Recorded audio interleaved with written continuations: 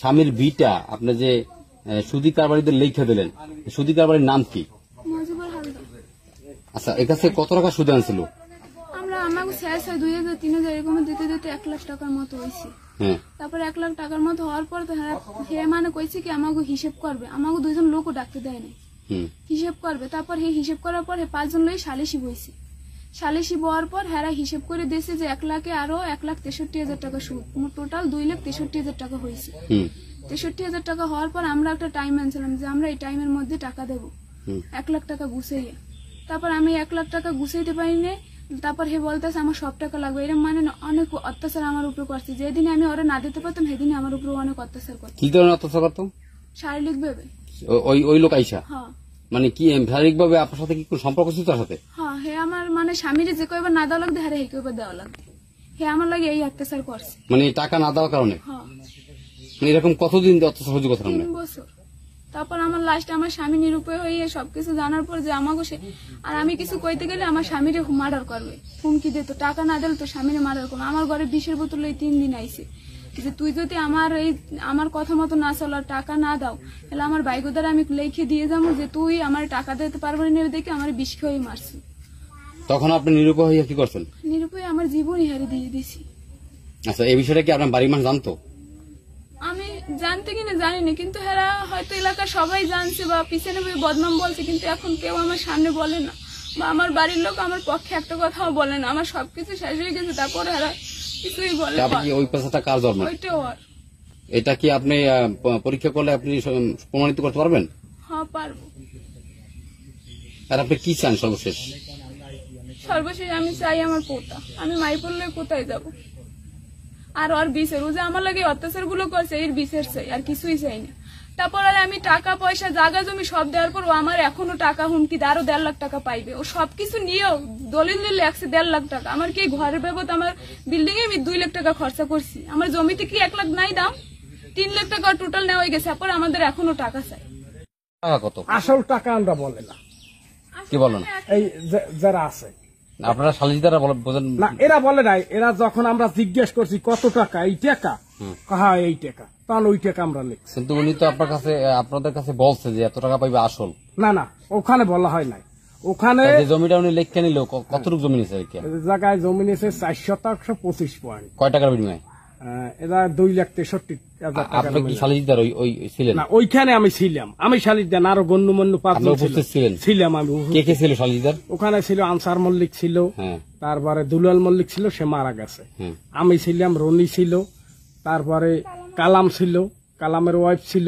এইবার মোটামুটি কখন বলে জানেন? ঘরের বিটা কখন দেয়? যখন কুল না থাকে তখন। আপনারা কি জানতে চাইছেন একবার যে উনি আসলে কেমন আছে? উনি ভালো নাই, উনি ভালো নাই। তারপর কি উচিত হয়েছে? না, উচিত হয় নাই, কিন্তু এইটা যে নেছে ওনার গাফলতির কারণে উনি জমিতে গিয়েছে। যখন জমিটা দেয় ওনাকে আমি বলি যে দুলু কেন তুই এই জমিটা দাও, তোর মাথা ঠিক আছে? আমি করবো কি? আমাকে বলে যে আমি কি নিরুপায় হয়ে গেছে, আমি কি করবো? তখন তো উনি আমাকে বলে যে আমি জমিটা দেব না, তখন আর জমিটা ঠেক যাচ্ছে। আমি মুসলমান ও হিন্দু। বলেন তো আমাদের কাছে। আমি তো নিরুপায়, এখন নিরুপায় বাচ্চা পোলাবান্ডি চাইয়া। নিরুপায় কেন? আমি নিরুপায় কেন একটু বলেন তো। মানে আমার এলাকার কোনো পাই না, শ্বশুর বিচার বা কোনো পাই না। আপনি কত টাকা আনছিলেন সুদে? 1 লাখ। কার কাছ থেকে? মজিবার কাছ থেকে। কত বছর আগে? 3 বছর আগে। সেই টাকায় সুদ বাড়তে বাড়তে কত টাকা হয়েছে? মানে সালিসের মাধ্যমে হিসাব করায় 2,63,000 পর্যন্ত। সেই টাকা পরিশোধ করতে না পারায় আপনি কি করছে? আমি জমি দিতে বাধ্য। মানে কি কারণে? মানে টাকা দিতে পারেন, টাকা দিবেন আস্তে আস্তে, জমি দেবেন। মানে শারীরিক নির্যাতন বা মানসিক অত্যাচার কারণে আমি মানে নিরুপায় ওই জায়গা বাচ্চা পোলাপানের দূরে যাবো শান্তি করে থাকার জন্য আমি জায়গার উপর লিখে দিছি। শেষ সম্পর্কগুলো লিখে দিছি। আপনার দেশবাসীর উদ্দেশ্যে কিছু বলার আছে?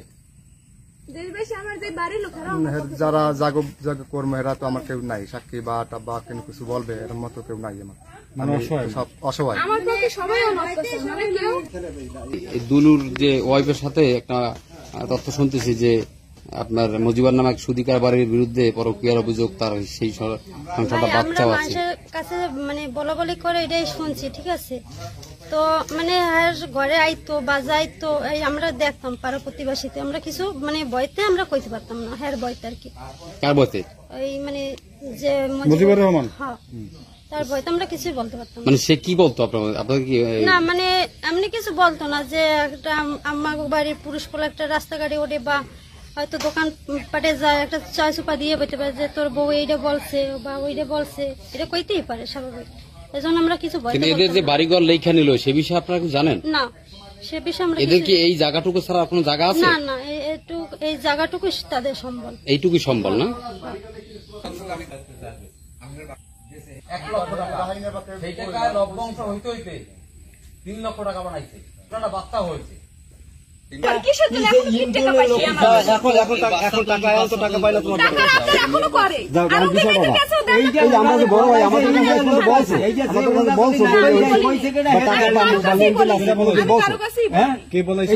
আমরা বলি না বলছে কেডা হয়ে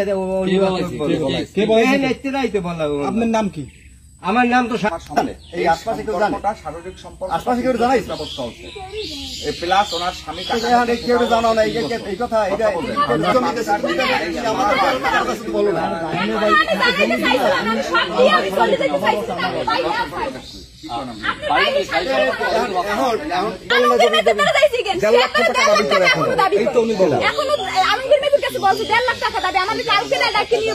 আমার কাছে বলছে কোনো সময় যে বলো আমার এই এই মানুষটা গর্দা লই গেছে আর আপনার কাছে কইবে না আমাকে তো আমরা বড় ভাই মতো বলবে আমরা সমাধান করতে পারি।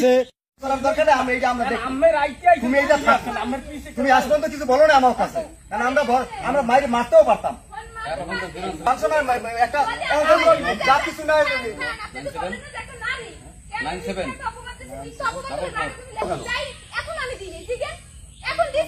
বলো যে আমরা যদি তোমার মজিবার এই জায়গা মানুষে কই গাই মানুষ আমার কাছে বলতাম মানুষে শালাও পাইছে আপনাদেরকে কবে আপনাদেরকে লাস্ট কবে বলছে যে আপনারা এই ঘর সাইডে চলে যাবেন, এখান থেকে কোনো মালামাল নিতে পারবেন না? আমার কথা হতেই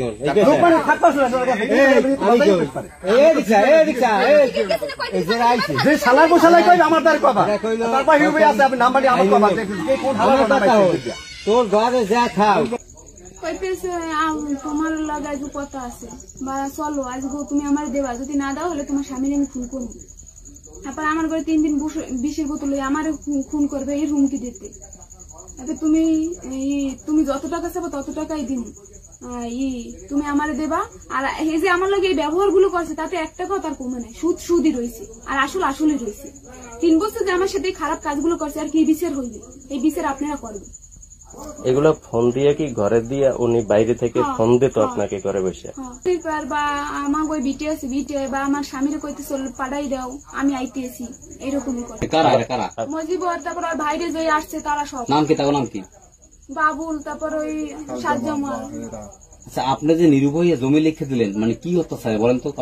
কি মানে সবকিছু ছাড়ার পরে মানে সব জানার পরে মানে আপনার স্বামী, আপনার যে স্বামী হিসাবে আপনার স্ত্রীকে যে সে ভোগ করতো এটা কি আপনি জানতেন?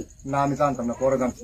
জানার পরে তো সেন্স অফ মানে ই করে লাইছে, জানার পরে আপনি জমি লিখে দিয়েছেন। আমাদের গেদা পোলাটা হলো সেন্স রাখে না তাই। তো এখন আপনি এই বিষয়ে আইনের সহযোগিতা চান? এখন চাই, আগে চাইতাম না। সাথে আপনার স্বামী বাদে শারীরিক সম্পর্ক কে করতে চেয়েছে বা কে করেছে? ও চাইছে, মজিবর চাইছে আমার সাথে করতে। হ্যাঁ, তারপরে আর যদি ওরে আমি না দিতে পারি তাহলে আমার স্বামীর মার্ডার করবে, হুমকি দিত, বিষের বোতলে আমার গড়াই তো আমার খুন করবে, এইসব হুমকি দিয়ে নাহলে টাকা দিবি নাহলে এখনই শেষ করবে। আমাকে ধরে তো কোনো টাকা ছিল না বিধে আমি নিরুপায় হয়ে ওরা আমার জীবন দিয়ে দিছি।